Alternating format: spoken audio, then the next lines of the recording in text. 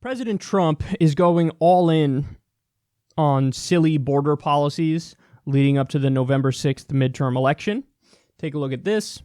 U.S. military will have up to 14,000 troops, many armed, ready to intervene at Mexico border. They say the U.S. military will have an actual force of up to 14,000 ready to intervene at the southern border with Mexico, including an additional 7,000 planned deployment in reserves on round-the-clock standby.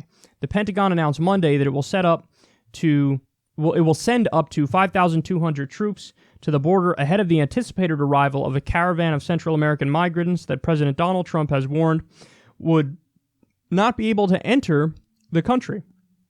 These troops, which are in fact deploying with weapons, will join up to 2,000 National Guards already at the border for a combined force of about 7,200, or about the same amount of U.S. soldiers involved in the battle against the Islamic State militant group in Iraq and Syria. In addition, a U.S. Defense Department official with knowledge of the deployment, known officially as Operation Faithful Patriot, told Newsweek that the units deployed right now are of actual strength between 5,000 and 7,000, with another 7,000 on standby on 24-hour notice.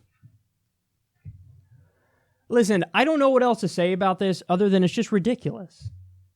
The idea that you need this reaction, first of all, you already have the National Guard as they laid out here. You already have the fucking Border Patrol.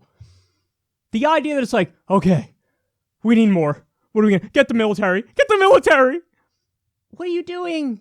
And then also, come on, man, even if you're not inclined to feel sympathy for the people coming to the southern border, and I know many people are in that boat where they don't feel sympathy for them, they're not fucking armed and dangerous. They're just not. What they're doing is escaping a situation where they're likely to have a horrendous life, might die. A lot of these countries that they're coming from are absolutely ravaged by the drug war. And by the way, nobody points this out, but it needs to be pointed out, and it needs to become a central part of the conversation. Do you want to stop any kind of immigrant or refugee crisis where people come to the United States? And the drug war has destroyed these countries. Are you kidding me? I mean, if you legalize, tax, and regulate drugs, you absolutely obliterate the cartels, which means you massively decrease violent crime south of the U.S., and then people will be more likely to stay in their home countries when they feel like, I'm not going to die because of a fucking criminal mega cartel that's going to either recruit me or kill me. So nobody points that out. And what's Trump doing the opposite? Let's go in the other direction. Let's fucking crack down more and get even harder on the drug war. Listen, you want to stop an immigration crisis and a refugee crisis. Stop our wars. Stop offensively invading countries that didn't attack us. Stop arming Saudi Arabia, who then in turn arms jihadists in Yemen and Syria. Stop arming terrorists. Stop flooding the Middle East with weapons. Stop offensively invading countries. And stop the fucking drug war. And immediately you'd see a giant decrease in immigrants and refugees. So, I mean, again, never discussed. The root problem is never discussed. All that happens is fucking finger wagging at desperate people who are trying to not die and maybe make a better life for themselves and their kids. So, I mean, it's unbelievable to me that this is the reaction.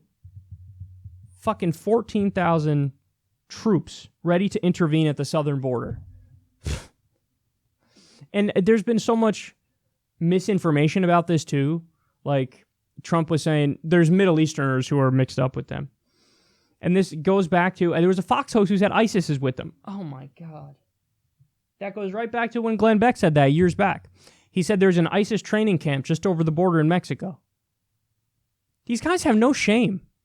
They'll fucking say anything as long as it's red meat to their base. It doesn't matter how ridiculous it is. Doesn't matter how utterly made up it is.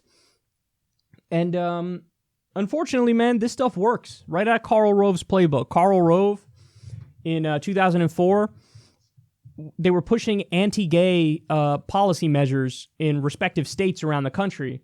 And that was an attempt to shore up the base, get the base out to vote in the midterms. And now we're seeing the same trick, except now the boogeyman is immigration.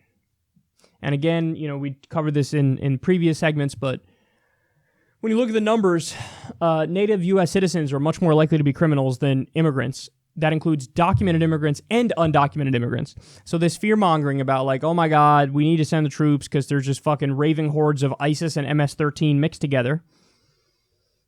I'm amazed that this shit works on anybody, but it does. There are some people who are, in Florida at the villages, and they're right-wing, and they really feel like, we're the shining city on the hill, and it's going to be destroyed by roving brown hordes that can't wait to take away your peace and prosperity. There's a reason why Trump has people 29 and younger. You know what Trump's approval rating is among those people? 26%. 26%. This is why. Because this is nothing but scapegoating 101.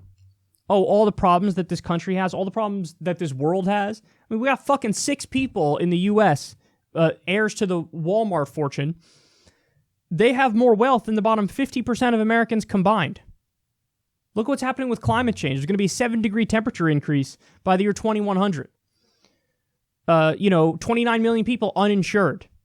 And the response of your government leading up to an election is, oh my God, send the fucking military to stop poor brown people who are looking to potentially have a better future and to escape almost certain death.